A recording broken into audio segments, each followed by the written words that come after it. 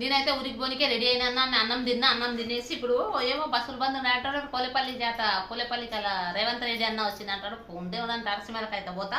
అక్కడ మా తమ్ముళ్ళు గిట్ట రా అంటున్నారు, పోతున్నాము.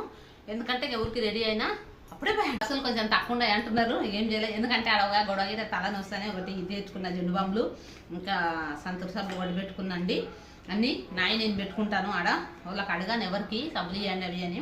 ఇంకా తినేసి ఇక పోతా. మా పాప బస్ స్టాండ్ కాడ దించేసి వస్తుంది. మా చిన్న అమ్మాయి స్కూల్ పోలేదు ఈరోజు, ఇంటికానే ఉండదు. ఇంకా నేను పోతున్నా. ఫ్రెండ్స్ మంచిగా కావాలని కోరుకోండి మీరు గిట, మంచిగా మా గిట మంచిగా అయితే. మాకు ఏం లేదు, అప్పు ఇప్పించిన తప్పుకు నాకైతే ఇంత ఇదైంది చూడు అప్పు. అయినా మా అన్నోళ్ళు గిట్ట అడగరండి మమ్మల్ని, ఎవ్వరిని అడగరు.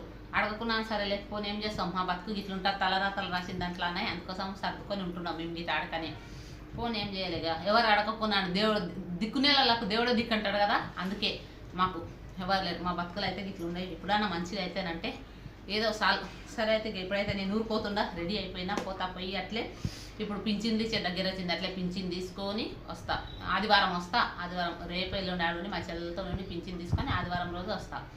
రేపు నా ఫోన్ బంద్ అయిపోతుందండి అక్కడ ఊర్లో, మా అమ్మ వాళ్ళ ఊర్లో. మా చెల్లెల ఊర్లో వస్తా టవరు, కానీ మా అమ్మ వాళ్ళ ఊర్లో రాదు, టవర్ రాదు, బంద్ అయిపోతుంది మొత్తానికి. ఎందుకంటే మీడియాలో అయితే దేనికి వస్తుందంట, చూసి చేసి వస్తా. ఇంకా బెటర్ నాకు 200, ఎందుకంటే మన కిరాయిలు దూరం పోవాలి, అక్కడ చాలా దూరం. సరే బాయ్.